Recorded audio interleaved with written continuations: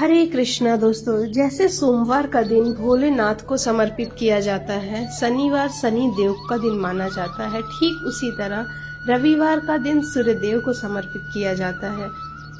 ज्योतिष शास्त्र के मुताबिक सूर्य देव को 9 ग्रहों में राजा माना गया है। कहते हैं सूर्य देव की आराधना करने से कुंडली के सभी दोष दूर हो जाते हैं। कुंडली में सूर्य मजबूत अवस्था में हो तो समाज में व्यक्ति को खूब मान सम्मान मिलता है और सुख समृद्धि की वृद्धि होती है। इसलिए सूर्य देव की पूजा के साथ साथ रविवार के दिन इस व्रत कथा को पढ़ने का भी बहुत महत्व है। तो चलिए दोस्तों, अब जानते हैं सूर्य देव की व्रत कथा। प्राचीन काल की बात है, एक बुढ़िया थी जो नियमित तौर पर रविवार के दिन सूर्योदय से पूर्व उठकर नित्य कर्मों से निवृत्त होकर अपने आंगन को गोबर से लीपती थी, जिससे वो स्वच्छ हो सके। इसके बाद वह सूर्य देव की पूजा अर्चना करती थी, साथ ही रविवार की व्रत कथा भी सुनती थी। इस दिन वह एक समय भोजन करती थी और उससे पहले सूर्य देव को भोग लगाकर ही भोजन करती थी।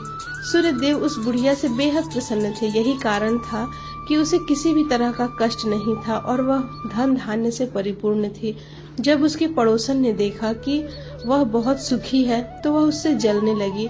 बुढ़िया के घर में गाय नहीं थी, इसलिए वह अपने उसी पड़ोसन के आंगन से गोबर लाती थी, क्योंकि उसके यहाँ गाय बंधी रहती थी। पड़ोसन ने बुढ़िया को परेशान करने के लिए कुछ सोचकर गाय को घर के अंदर बांध दिया। अगले रविवार बुढ़िया को आंगन लीपने के लिए गोबर नहीं मिला। इसके चलते उसने सूर्य देवता को भोग भी नहीं लगाया, साथ ही खुद भी भोजन नहीं किया और पूरे दिन भूखी प्यासी रही और फिर सो गई।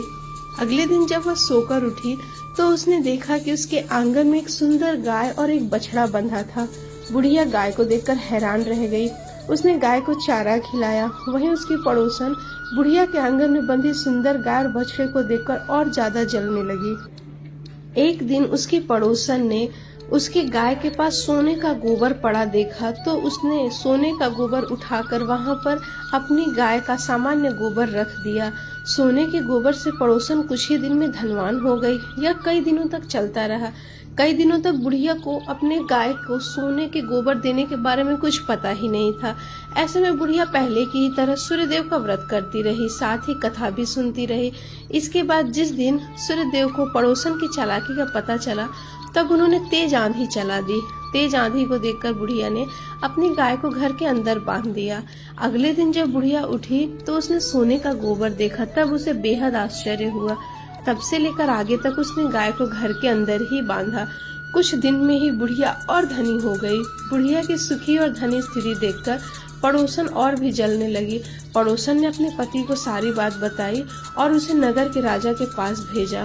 तब राजा ने उस सुंदर गाय को देखा तो बहुत खुश हुआ। सोने के गोबर को देखकर तो उसकी खुशी का ठिकाना ही न रहा। वहीं बुढ़िया भूखी प्यासी रहकर सूर्य भगवान से प्रार्थना कर रही थी।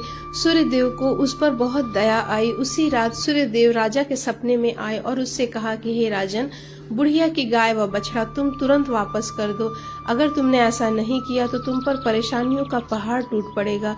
सूर्यदेव के सपने ने राजा को बुरी तरह से डरा दिया। इसके बाद राजा ने बुढ़िया को गाय और बछड़ा लौटा दिया।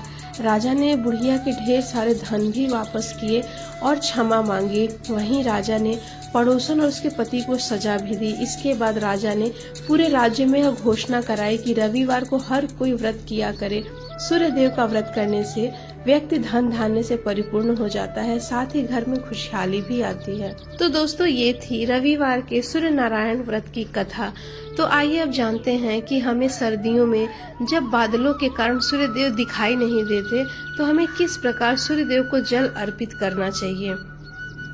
ऐसा माना जाता है कि रोजाना सूर्य देव को जल अर्पित करने से कुंडली में सूर्य ग्रह की स्थिति मजबूत होती है, जिससे साधक को जीवन में कई लाभ मिलते हैं।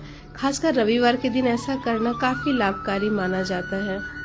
सर्दियों में अगर सूर्य देव दिखाई न दे रहे हों तो ऐसे में आप इस विधि से सूर्य देव को जल समर्पित कर सकते हैं। इसके लिए सूर्योदय के समय यानी लगभग सुबह 6:15 से लेकर 6:45 के बीच पूर्व दिशा की ओर अपना मुख करके सूर्य देव का ध्यान करते हुए जल समर्पित करें। इसके लिए तांबे के लोटे में जल लेकर उसमें लाल रंग के फूल, कुमकुम और अक्षत डालें और जल चढ़ाते समय इस मंत्र का प्रयोग करें। ओम सूर्याय नमः, ओम मित्रयाय नमः, ओम हांग भानवाय नमः।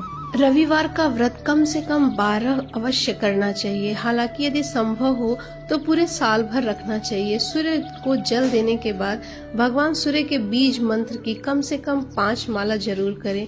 इसके बाद रविवार व्रत की कथा पढ़ें। रविवार के दिन आप लाल रंग के कपड़े पहने और उगते हुए सूर्य को अर्घ दें। इस दिन केवल गेहूं की रोटी या गेहूं का दलिया और गुड़ का सेवन करें। ऐसा करते हुए जब आपके व्रत का संकल्प पूरा हो जाए तो कम से कम 2 ब्राह्मणों को आदर के साथ भोजन कराएं और अपने सामर्थ्य के अनुसार सूर्यदेव से संबंधित दान और दक्षिणा दें। तो दोस्तों, ये थी आज के रविवार व्रत की कथा, पूजा विधि और अर्घ देने का विधि। तो आज की जानकारी आपको कैसी लगी हमें कमेंट करके जरूर बताएं। हरे कृष्ण।